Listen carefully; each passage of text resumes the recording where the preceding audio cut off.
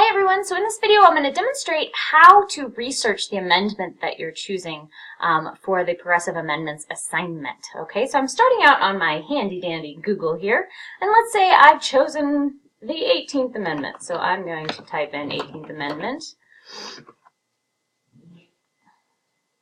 hit enter. Let's see if I can move this over a little bit. There we go. And so my first step is going to be I just need to figure out what this amendment is. So Wikipedia entry might be an okay place to start for that. 18th Amendment effectively established the prohibition of alcoholic beverages in the United States by declaring illegal the production, transport, and sale of alcohol. Okay, so I now know that the 18th Amendment banned alcohol. But that's not enough for this project. I need to know what the amendment is, but I also need to understand, let me drag it over here. There we go. These questions: how did it gain approval from the public and eventually get the votes needed to become a part of the Constitution?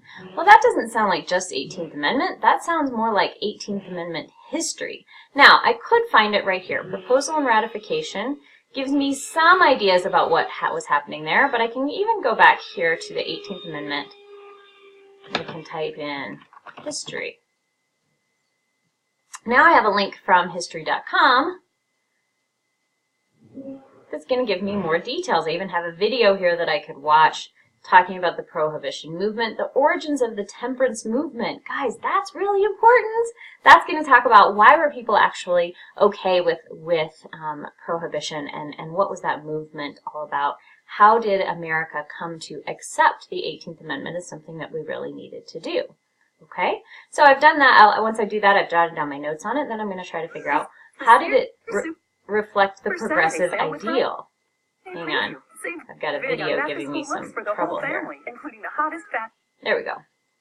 How did it reflect the progressive ideal? That part of it you're not going to be able to find on a single site.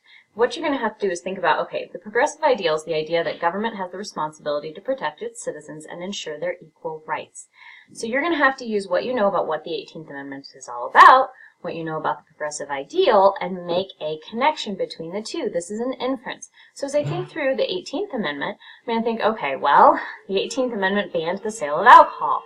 Well, the progressive ideal is that the government should protect its people from themselves. So in this case, the government was trying to protect people from alcohol. That reflects the progressive ideal. The government is stepping in and saying, nope, you can't use alcohol safely, so we're going to take it away from you.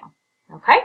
Then I can go to my next question. Did this amendment increase or decrease our democratic freedoms, and in what way? That's going to go back to my research that I did about what is this amendment all about? Why did it change the way that we did things in America? Okay? Again, going to have to make a connection. This is a critical thinking question. Did it increase or decrease our democratic freedoms? Well, with Prohibition, it very clearly decreased our freedoms. We were no longer able to buy alcohol. So I can explain that easily. And then how does it still impact us today? This is where things get a little tricky. You can try doing a basic Google search.